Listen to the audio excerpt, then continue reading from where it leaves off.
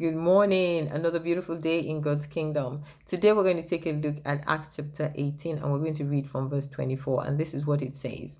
A Jewish man by the name of Apollos arrived in Ephesus. He was a native of Alexandria and was recognized as an educated and cultured man. He was powerful in the scriptures, had accepted Jesus, and had been taught about the Lord. He was spiritually passionate for Jesus and a convincing teacher, although he only knew about the baptism of John.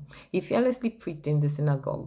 But when Priscilla and Aquila heard Apollos' teachings, they met with him privately and revealed to him the ways of God more completely. Now, there are a number of very important lessons I think that we can pick even from this very short, from this short passage. And one of those things is this, that Apollos came to this place confident in his abilities and bold, and that was why he preached fearlessly. But yet, when Aquila and Priscilla, when they called him to one side and began to tell him that, look, yes, you know a lot of things, but there's still stuff that you don't know. He humbled himself to listen to what they had to say. He had a teachable spirit, so he was able to receive the information that they were given to him. Secondly, we see that with Priscilla and Aquila as well, we see that they were not fearful of being misunderstood. They overcame that fear because they wanted to ensure that this man was teaching correctly the word of God. And then also we see that they didn't stand in a place and, in the midst of the congregation and then just call him out and say, hey,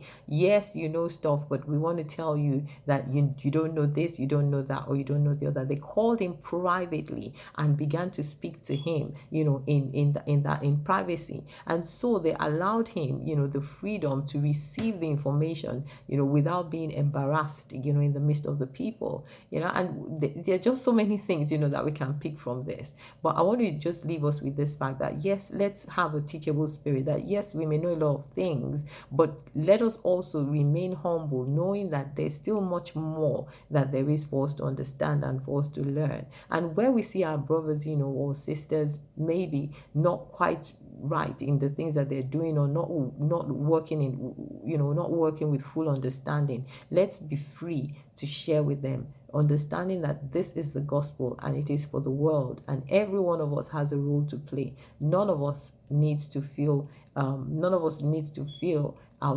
outshone by the other person. Well, I'm going to end there for today. There's so much to say, but I'm going to end there. God bless you. Have a beautiful day.